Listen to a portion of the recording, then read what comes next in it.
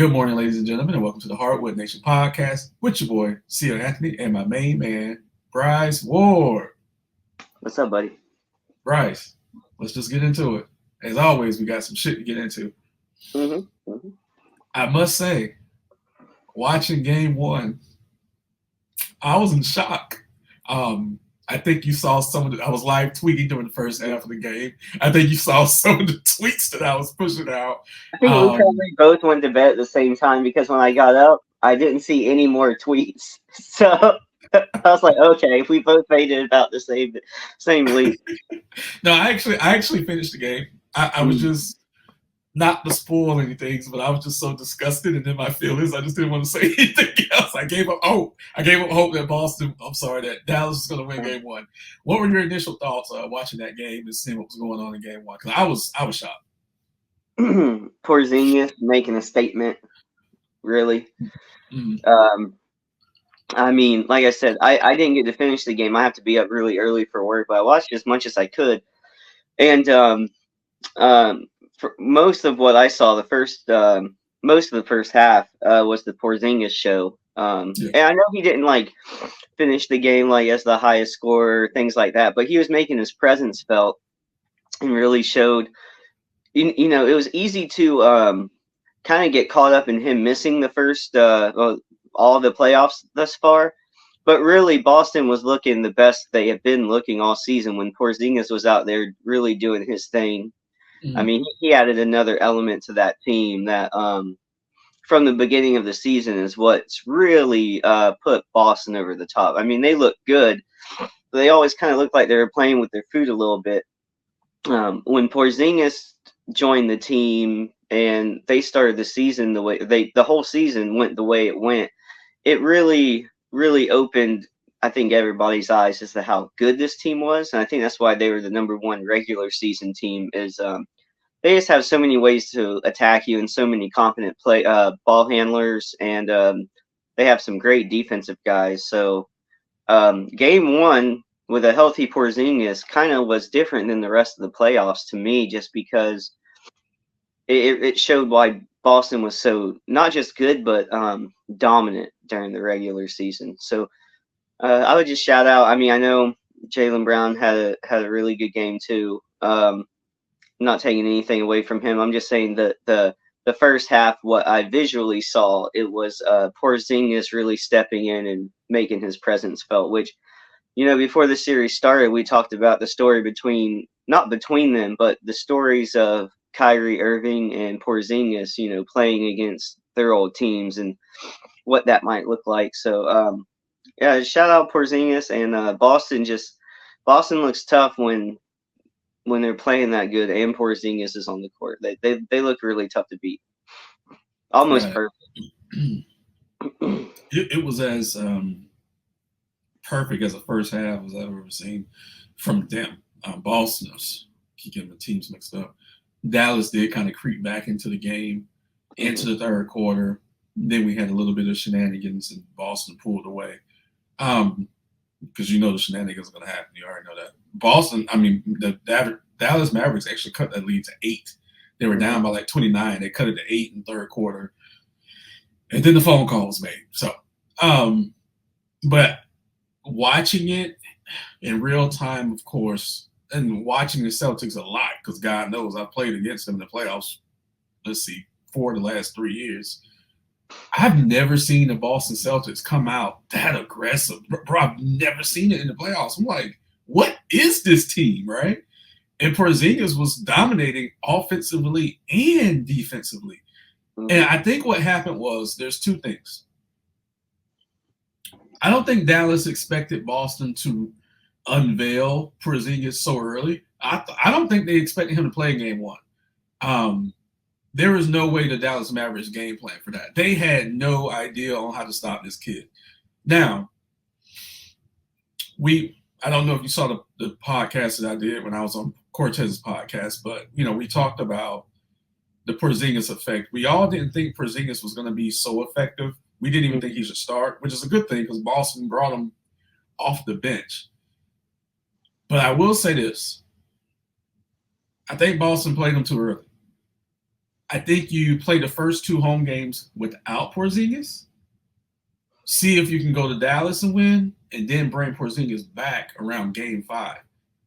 Because I think what we saw Sunday was Boston's best shot. I really do believe that. Because, yeah, Jason Tatum didn't have a good game. Jaylen Brown was Jaylen Brown. But then we have Porzingis. I think he ended up with like 18 or 20, so many rebounds, 3 or 4 blocks. I don't think he can sustain that for the course of the series. Do you think Boston brought him back too early? Don't get me wrong. It was effective. But do you think Boston brought him back too early? No. I think they had him in their back pocket. I think they could have brought him back earlier. I just felt like they were letting him rest because they were running through these teams. Mm-hmm, mm-hmm. I think he's going to be fine. He was like, I don't think he was doing anything too crazy in terms of what he's capable of. Like, as especially exertion and getting used to playing again, because he hasn't missed like a ton of time, but he's missed quite a few weeks now. And no, I think he's going to be fine. I don't think they would have brought him back if they didn't think he'd be able to finish the series or be as effective later. It's also the finals. I don't think you take any chances when you're in the finals. If he can play, you play him, and then you deal with whatever comes later from that. If he can keep playing, you keep playing him. If he has to play less minutes, you play him less minutes. But I think you take advantage of him when he can play, whenever that time is. So I think it was the right move, because also I think it was important for Boston to come out and make a statement, because there's been a lot of people talking, I mean, myself included, that like they haven't been pushed. We haven't seen them really, I feel like, exert themselves too much. And like I said, they came out and made a statement. I think it was a good move on their part. I don't think the Porzingis thing is going to be an issue come the end of the series, but I could be wrong. I just don't see him dropping. I don't see him being that effective for the rest of the series, because night in and night out, sometimes, even when he was playing in the regular season, sometimes he would disappear. Because, I mean, they have so many weapons, some nights you just don't need him. Game 1, they needed him to help set the tone. But overall, as a team, Boston did come out as a more aggressive team. So kudos to them, because I'm going to tell you something. On that last podcast, all 5 of us chose Dallas to win, and we all shitted on Boston. So I was shocked, okay? But still, Dallas in 5. All right. Going into Game 2 tonight. Bold. That's bold. Very bold, yeah. Boston got the one game they're going to get. You're wrong. Of course, you're wrong, but bold. Of course, with Dallas in 5, you already know who I got winning tonight. Actually, the next 4 games. Yeah, you got Dallas sweeping Boston now. I hope you. It's okay. It's okay. You're wrong, but it's okay. Gentleman sweep, sir. So, Game 2 tonight. Do you think the Mavericks adjust 1 to Porzingis? 2, do you think Kyrie has a better game? And 3, do you think Luka imposes his will more, which was kind of lacking in Game 1 in the first half? I think if Dallas wants to win, it has to be at least the closing 2 quarters of Luka Kyrie show. Mm-hmm. And see, Boston's tough because,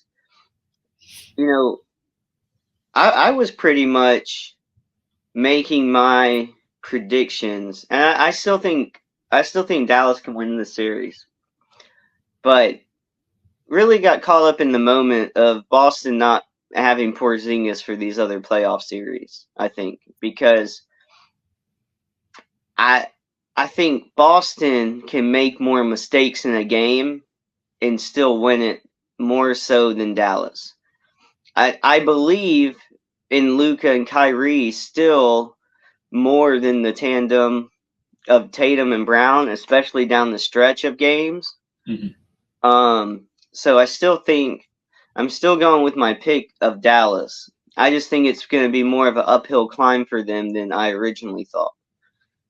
And Kyrie has to step up in a big way.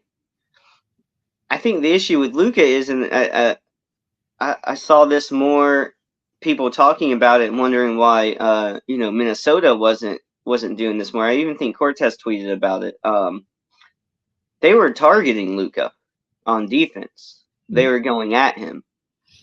And, some people even thought the last series that Dallas was in, that Luka was more effective than people thought he would be, because, people thought he was it not favorable, but he was probable for this game, but he was listed on the injury report. He, with a knee thing and ankle. I know it was a knee, but it was something else with it. Just knee ankle. Luke is a little beat up. Luke is a little beat up, and I think he's more than still capable of leading the team on offense. But I think with these other big guards that Boston has to defend him, but also with Jaylen Brown and these guys going at him on the defensive end in terms of targeting him and making him guard them, I think it's just adding up, and it's starting to weigh on Luka a little bit. And so, like you brought up, will Kyrie have to step up? I think Kyrie's going to have to step up in a major way, in a big time way. And we know he can do that.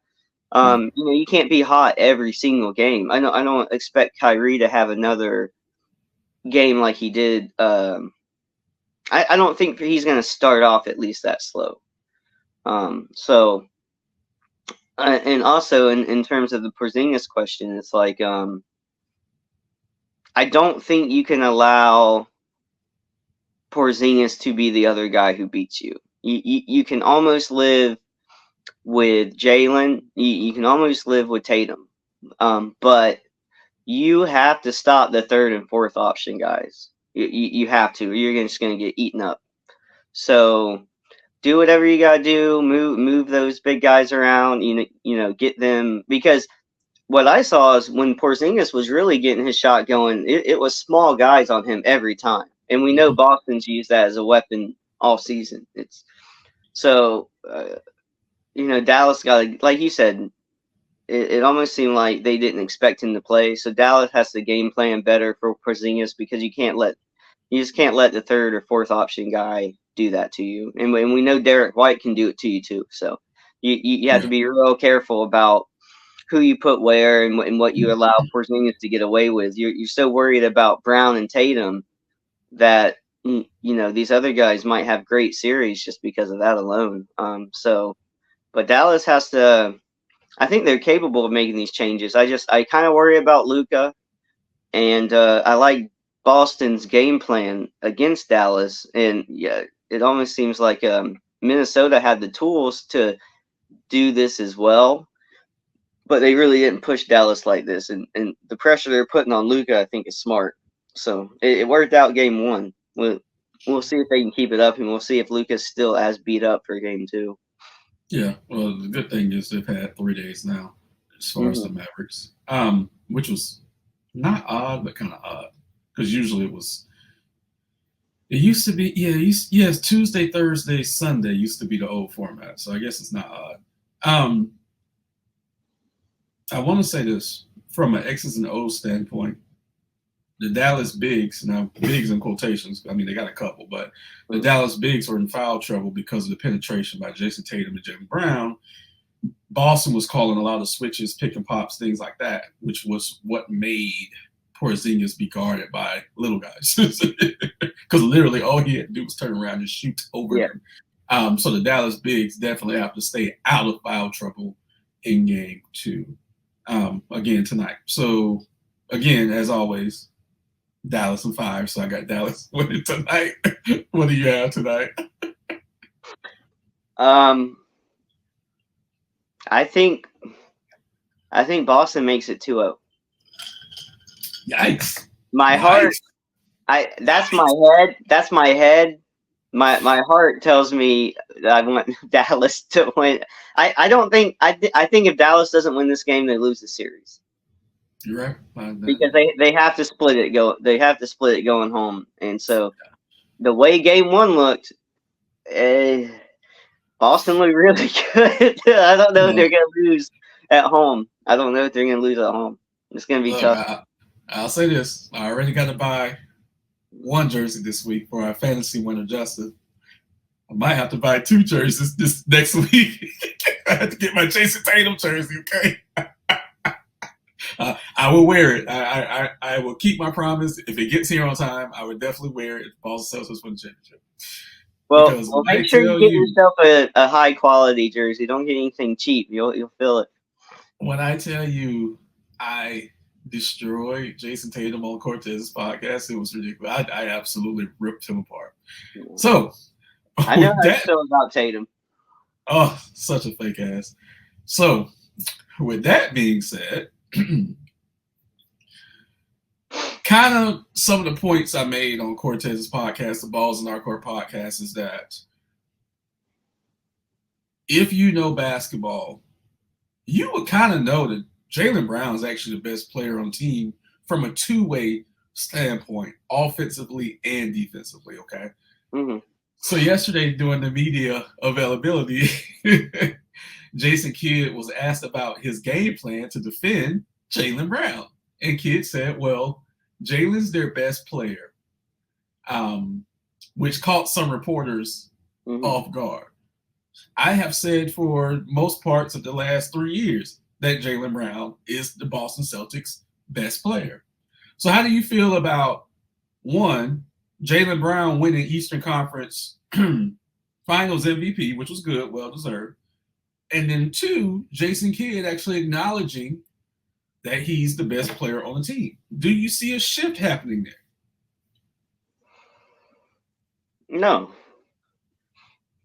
Nothing about this is new. What do you mean? People never said Jaylen Brown was the best player on the team. I know, but the actual, okay, just because people didn't say it though, you said it, it actually has been debated and stuff a little bit, but it's just media narrative. It's fine.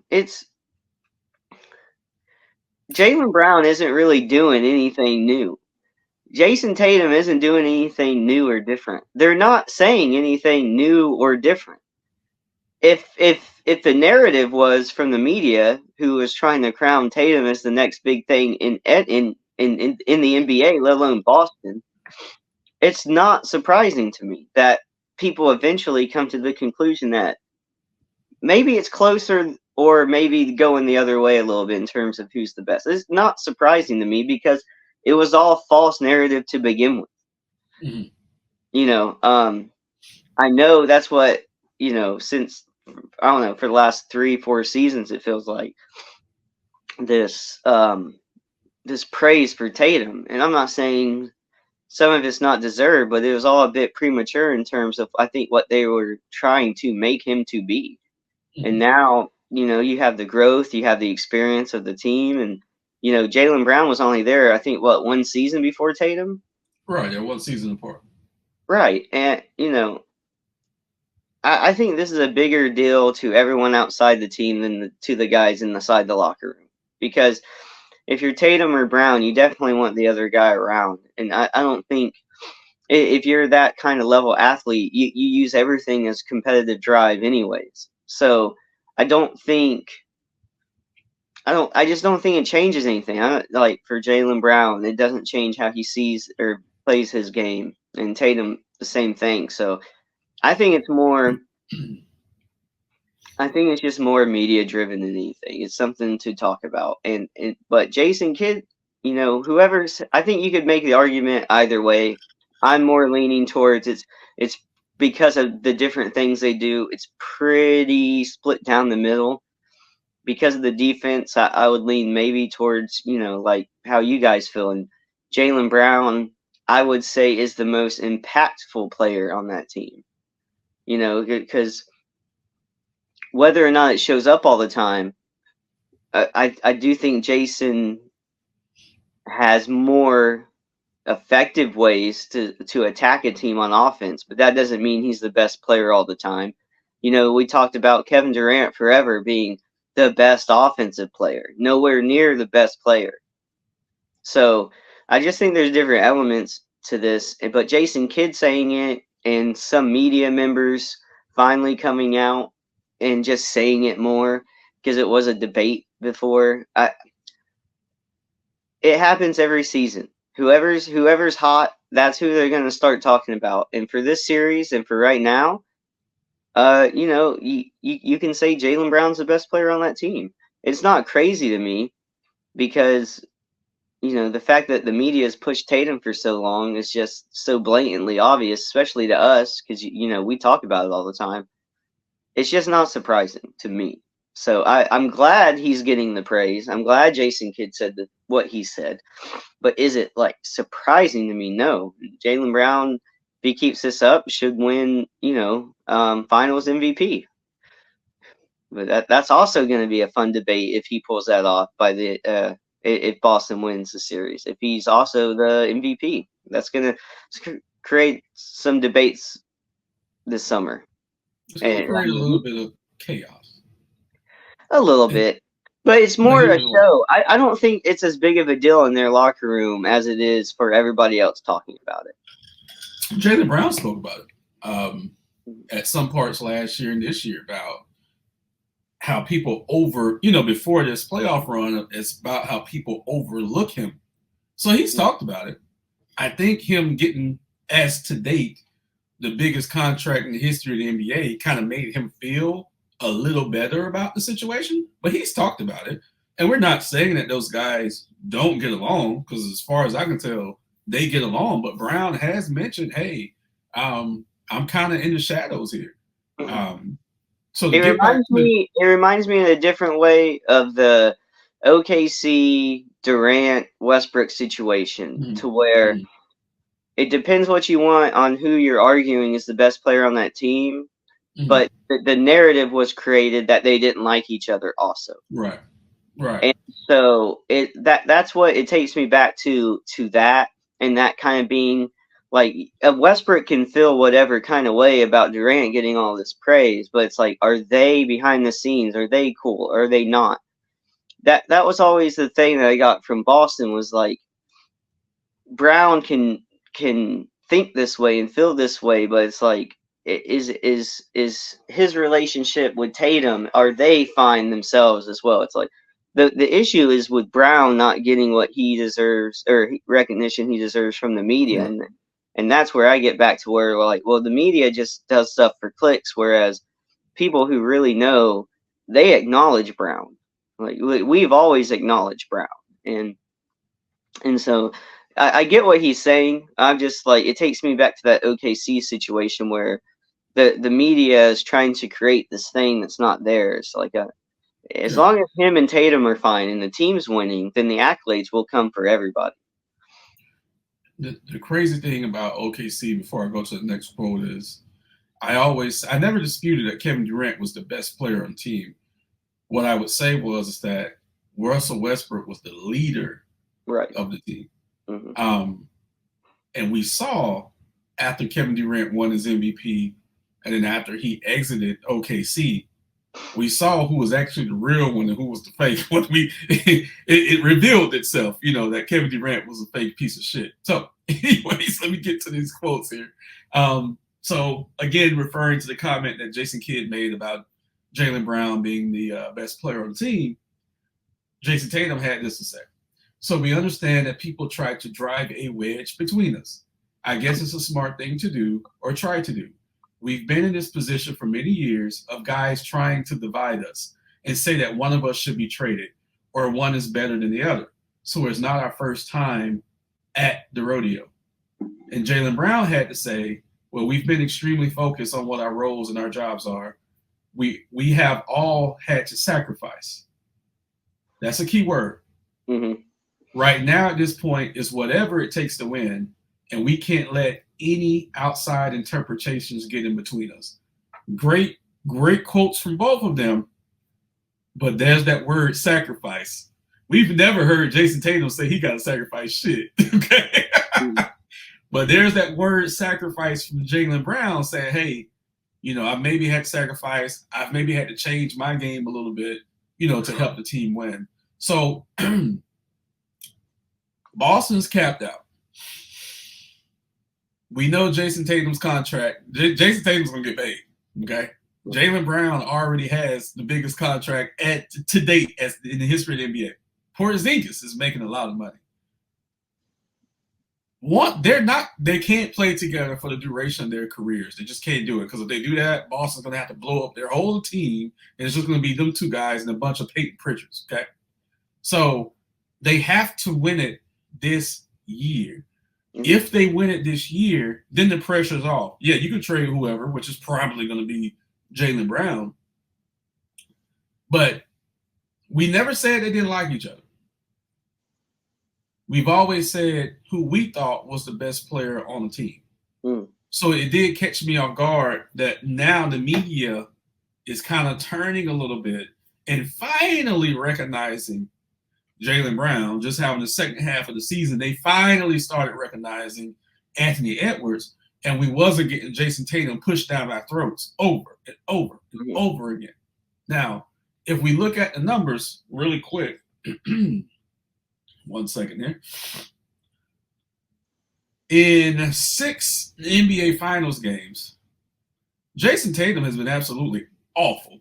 And I mean god awful. Hold on 1 second. So this is game 1. Jason Tatum, 37.5% from the field. He's been god awful.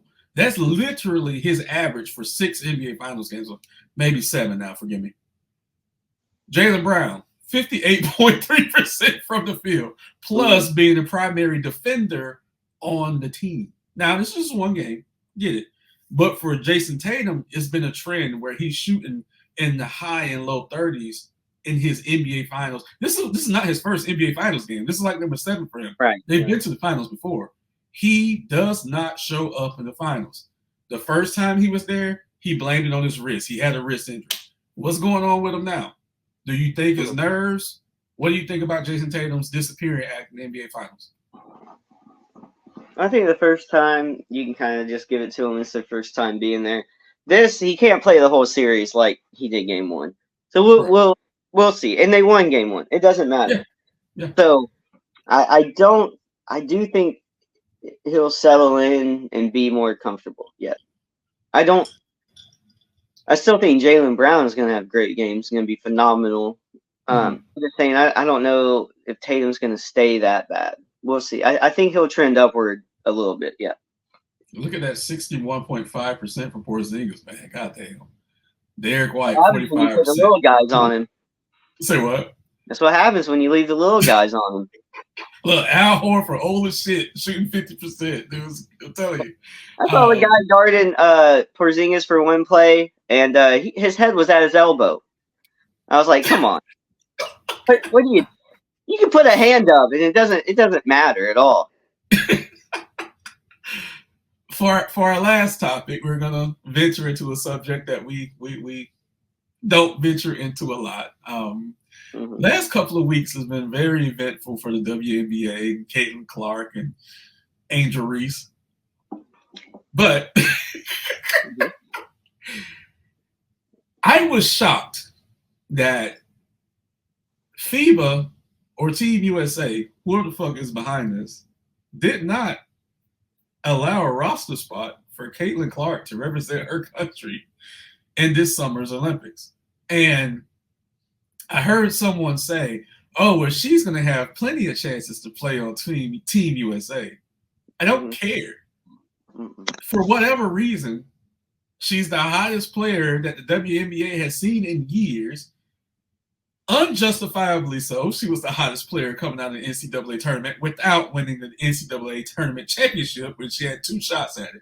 But I'm shocked she's not on this team. I'm just like, what are y'all doing? It's a fumble.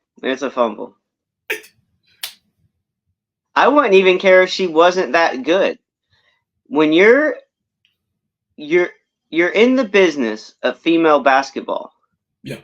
You have arguably, not the best, but you have arguably the hottest prospect coming out of college, the most hype around a player or a set of players ever in the WNBA almost. We've had some popular players, but I don't think we've ever seen this hype. You have all of this momentum, and you don't put her on the Team USA? That is a fumble by Team USA. I don't even, like I said, even if she wasn't good enough, let her get you the attention. You don't have to play her. You could argue though, you should get her the experience because she is going to be there later. There's no downside to inviting her. You're going to say the roster is so stacked, you couldn't pick one roster spot for her. It leads into a bigger thing for me. It's the criticism she's getting. It's funny because outside of maybe LeBron James, have you ever seen so much weight on a rookie? No. Okay.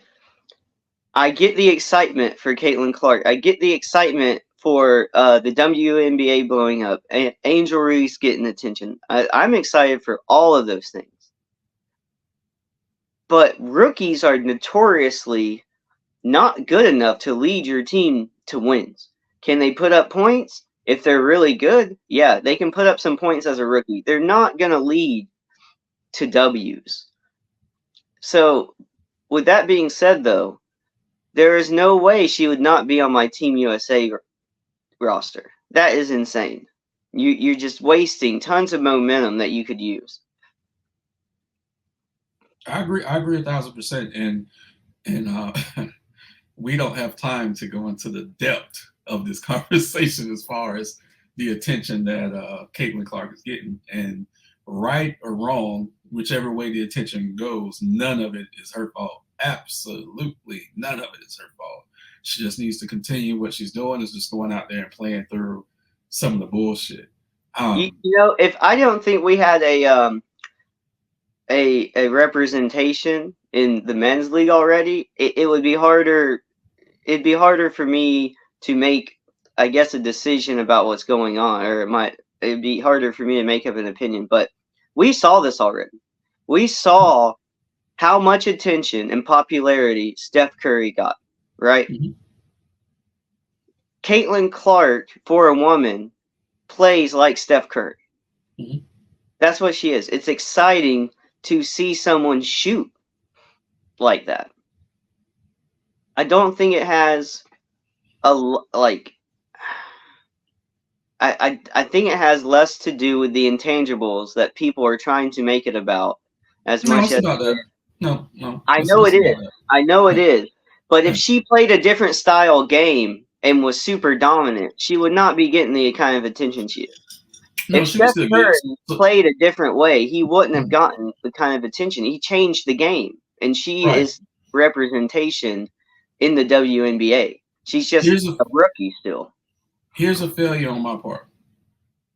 If she was, let's say, 6'8", I'm just throwing big numbers out there, 6'8", heavy, and killing people in the post, she would still get the same attention. She would.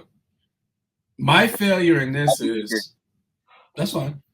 My failure in this is Michael Wilbon and Tony Kornheiser had a great conversation about this the other day. Someone sent it to me, and I forgot to send it. I forgot to send it to you. Yeah, I gotta watch it. I don't even remember. Say what? I gotta watch it because I love those guys. Okay, I don't think I even sent it to you, so that's a failure on my part. But what I'm gonna say is this: what Michael Wilbon said was so right, where he says we have surface level conversations about it, but we don't go deep into it. We don't want to face the darkest side of it. And again, none of this is Caitlin's fault. But even if what she is right now, which is a great shooter, or even if she was a post player dominating and killing people, she would still get the same attention because of the elephant in the room. She would. And we're not saying that's a bad thing because, again, it's not her fault. But to get back to the original question, she absolutely should have been on this team. In 1992, the fucking Dream Team, the greatest basketball team ever assembled, we had Christian Laettner on that team. At the time, one of the best players coming out of Duke. Right. I remember the hype. Right. Did he play? No, he didn't play a lot. But he was on the fucking team. And like you said, he got experience. The 2004 Athens Olympics, which was an absolute disaster. LeBron James, Carmelo Anthony, Dwayne Wade. Three of the best rookies that year were on that team. Did they play a lot? No. We gave up 3 roster spots to have them get the experience. And Carmelo Anthony became one of the greatest international players of all time. Right. We know what LeBron is, and we know what Dwayne Wade meant to the Redeem team years later, right? So there's no reason, absolutely no reason that Caitlin Clark should not be on this roster. Like, this is stupid. It's stupid. And like you said, it's good that she's in the league now because it has people watching, it has people caring, we have competition. Angel Reese is pissed off, whatever, okay? Whatever. We're here and we have to enjoy it. But this is gross. Dude, my mouth was on the floor when I saw this yesterday. I'm like, how can I take you serious as an Olympic committee and you don't take the hottest player for whatever reason? You don't take the hottest player right now in the league and put her.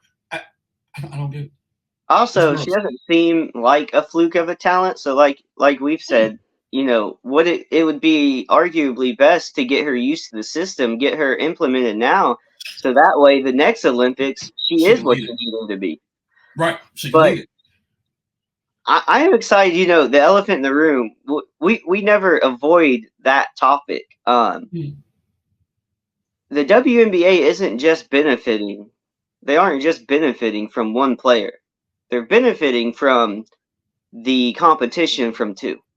And it reminds me of, it makes me feel like the WNBA is going through 2 different things right now. They have their Steph Curry that came into the league, which is going to set the league on fire as well. But they also have their Magic Johnson, Larry Bird situation. And, you know, whether or not you were Team Magic or Team Bird, and a lot of it had to do with where you lived in the country or what color you were. Right.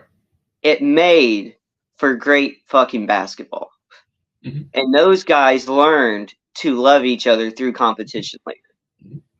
So I love that this is happening right now. I don't think the elephant in the room should be avoided because it's part of the conversation.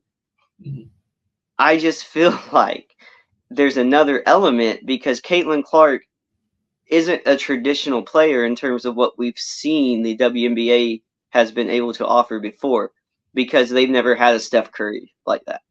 They had Diana Taurasi. I think she would disagree with you on that one, but it's okay. It's okay.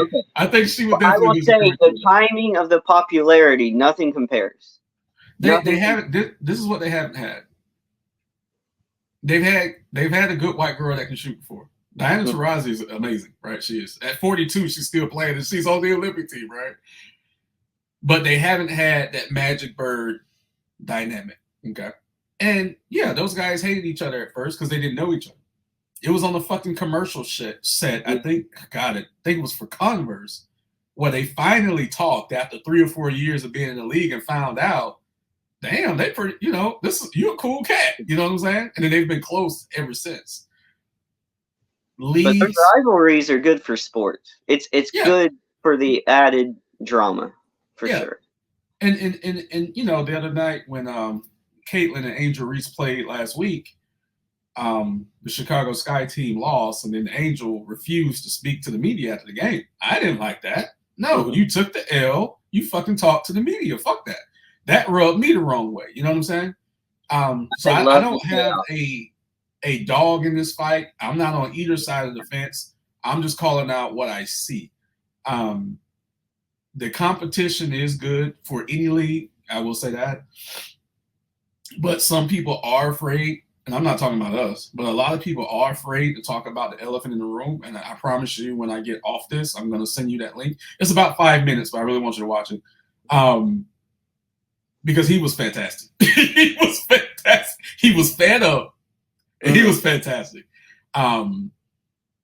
But still, for that young lady not to have an Olympic roster spot is gross. Yeah, totally underrated. They fumbled that. They fumbled it. It's a huge fuck up. Will it stunt the momentum? I don't think so, but because I don't think a lot of people. What's up? Might drive her more. Yeah, I don't think a lot of people's. It will drive her more, absolutely, yeah, because she's a competitor. We can say that. A lot of people don't watch women's Olympic basketball. That's where they dropped the ball at because they could have brought so many eyes. Yes. To that. For example. Yes. No disrespect to any Olympic athlete out there. Gymnastics, track, swimming, whatever. We know why people in America watch the Olympics. It's all about Team USA basketball. Period. That's it. If they would have had Caitlin Clark on that team, their ratings would have been great. Now, I don't even know where they're at this year. I couldn't even tell. Well, Americans watch winners. Mm-hmm. When we had that ice skater, nobody watched Winter Olympics. Not like that. I mean, watch that.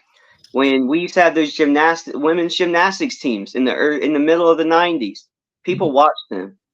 People watch Michael Phelps. They love Simone Biles. If you win, America will watch you. That's for sure. But I mean, the girls' basketball has won, but no one's watched them. They won every year. That's because of the style of play.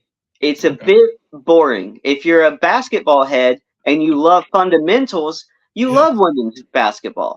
But you're not watching them because they can't run and dunk. They get blocked with free throw or layups all the time.